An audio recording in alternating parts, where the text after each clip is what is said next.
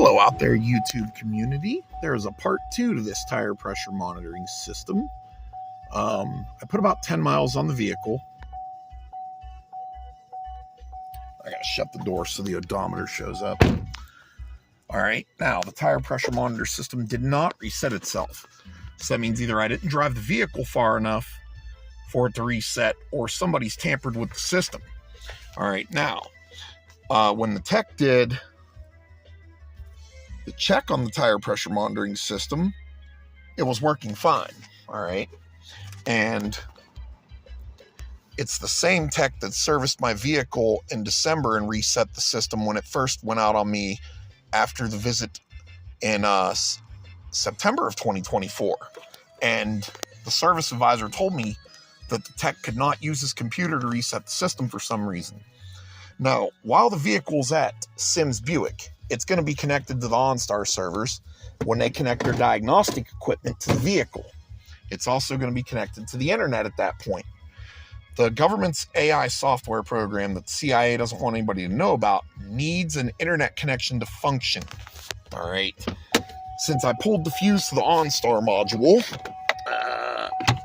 and disabled the secret OnStar chip hidden in the rearview mirror, as you can see, I'm hitting the OnStar button. There is no OnStar signal to the car. All right. So that's basically the only time they can fuck with my car. But I can prove that somebody tampered with the system if it doesn't reset itself within the next few miles. All right. And since this involves the government, I went ahead and decided to go with my on a government watch list, since I know the CIA is watching this video and gritting their teeth. And since I'm dealing with the Illuminati that are all liberals that hate Trump, I went ahead and got a new do-rag for doing some of my videos just to piss them off. Because that's about the only thing they're doing to me is pissing me off. I guess we'll see what happens with that tire pressure monitoring system. All right, to give you a little bit of a backstory on the history of that system. Ford Explorers in the early 2000s were notorious for rollovers and side impact collisions. The National Highway Traffic Safety Administration originally thought that the rollovers were being caused by the type of tires used. Ford had a contract with Bridgestone to put Firestone ATs on their Explorer models. It was later discovered by the National Highway Traffic Safety Administration that the tires were low on pressure on all the vehicles that rolled over in collisions, which means the owners of the vehicles were not checking their tire pressure properly or keeping it maintained. So the federal government got involved, and do I need to pull my gas can out of the trunk to explain what happens when you get the fucking government involved in anything? Okay, anybody who thinks the government can make things better needs to remember they fucked up a gas can. All right. Well, we'll take a look to see if they still put it in the owner's manual how to check tire pressure. I imagine it would probably still be in here. Give me a minute to sift through this. Let's see.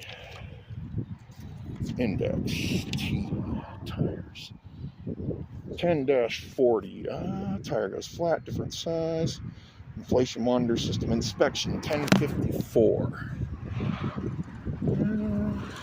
All right. A little windy today.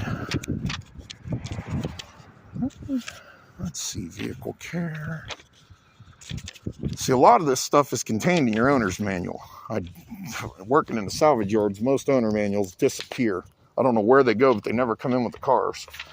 Tire inspection. We recommend that the tires, including the spare tire, if the vehicle has one, be inspected for signs for wear or damage at least once a month. Replace tire if the indicators at 3 or more places around the tire can be seen. Those indicators are actually inside the tread. They're called wear bars. When you get down to 1/16 inch of tread, you'll see a little like space in between your tread that actually hooks the two treads together. That's called a wear bar. That's one of the indicators. There's cord or fabric showing through the tire's rubber. Tread side wall is cracked, cut. Okay, so they do give you the verbal instructions on how to do it, but they don't show you the pictures anymore. At least not on the Malibu's owner manual. All right, so essentially, if you see anything poking through here that's metallic, since they use steel for the belts that go inside the rubber to reinforce it. I mean, if you see steel belts on top of the tire, you would replace the tires. Low tires, like I said in the first video, they'll bulge down here at the bottom when they're underinflated. Overinflated tires, you won't be able to push the sidewall in like this. All right. Yeah, it'd have to be the government that fucked up my car if it's fucked up. They fuck up everything they touch. Just remember, folks, the only difference between the federal government and organized crime, one of them is organized. Thanks for watching.